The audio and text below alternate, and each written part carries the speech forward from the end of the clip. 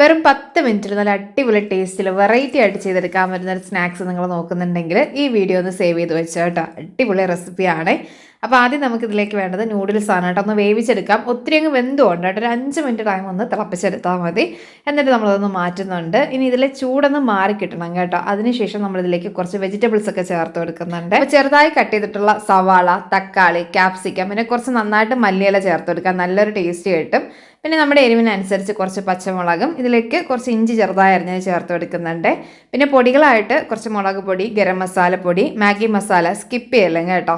ഇനി ഇതിലേക്ക് കുറച്ച് ഉപ്പും കൂടി ചേർത്തിട്ട് ആദ്യം നമുക്കൊന്ന് മിക്സ് ചെയ്തെടുക്കാം. എന്നിട്ട് കുഴച്ചെടുക്കണം കേട്ടോ. അപ്പോൾ കടലപ്പൊടി ചേർത്തിട്ടാണ് നമ്മളൊന്ന് കുഴച്ചെടുക്കുന്നത്. അപ്പോൾ കുറച്ച് വീതം കടലമാവ് ഞാനിവിടെ ഏകദേശം 1 കപ്പോളം അളവിൽ എടുത്തിട്ടുണ്ട് കേട്ടോ. 2-3 തവണയായി ചേർത്ത് കുഴച്ചെടുക്കുന്നുണ്ട്. അപ്പോൾ ഇത് കുറച്ചൊന്ന് സ്റ്റിക്കായിട്ടുണ്ടാവും. കയ്യിൽ കുറച്ചൊന്ന് വെള്ളം അല്ലെങ്കിൽ ഓയിലോ സ്പ്രെഡ് ചെയ്തിട്ട് നമുക്കിത് ഇതുപോലെ ഒന്ന് ബോൾസിൻ്റെ ആ ഒരു ഷേപ്പിലേക്കൊന്ന് ചെയ്തെടുക്കാം കേട്ടോ.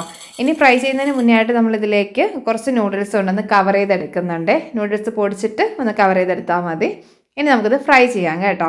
അപ്പോൾ ഞാനിവിടെ ഫ്രൈ ചെയ്യാനായിട്ട് എടുക്കുന്നത് പാരസൻസ് അതിഥിയുടെ സൺഫ്ലവർ ഓയിലാണ്. സൗത്ത് ഇന്ത്യയിലെ തന്നെ ഏറ്റവും വലിയ ഫുഡ് പ്രോസസ്സിംഗ് കമ്പനികളിൽ ഒന്നാണ് കേട്ടോ പാരസൻസ്. അപ്പോൾ അതിഥി സൺഫ്ലവർ ഓയിലിൽ നമ്മൾ എന്ത് തന്നെ കുക്ക് ചെയ്താലും ഫ്രൈ ചെയ്താലും ഒക്കെ ഒരു പ്രത്യേക ടേസ്റ്റുമാണ് കേട്ടോ. അപ്പോൾ ഈ ഒരു റെസിപ്പി നമ്മൾ ഈ ഒരു സ്നാക്ക് ലോ ഫ്ലെയിമിൽ വെച്ച് വേണം ഫ്രൈ ചെയ്തെടുക്കാനായിട്ട് ശ്രദ്ധിച്ചോളണേ. ഈ ഒരു കളറിലേക്ക് ഇട്ടുമ്പോൾ മാറ്റാം. ചൂടോടി കഴിക്കണേ. അപ്പോഴാണ് നല്ല ടേസ്റ്റ്, നല്ല ക്രിസ്പി ആയിട്ട് കിട്ടുന്നത് കേട്ടോ. അപ്പോൾ ട്രൈ ചെയ്തിട്ട് ഫീഡ്ബാക്ക് അറിയിക്കാനും മറക്കല്ലേ. മറ്റേ റെസിപ്പി ആയിട്ട് കാണാം.